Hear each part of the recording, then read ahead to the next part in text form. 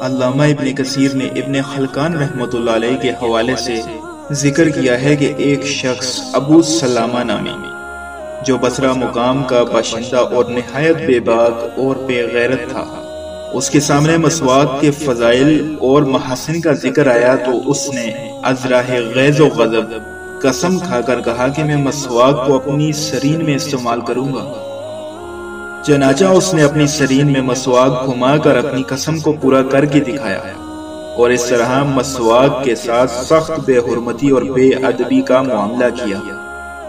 جس کی پاداش میں قدرتی طور پر ٹھیک 9 مہینے بعد اس کے پیٹ میں تکلیف شروع ہوئی، اور پھر ایک بدشکل جانور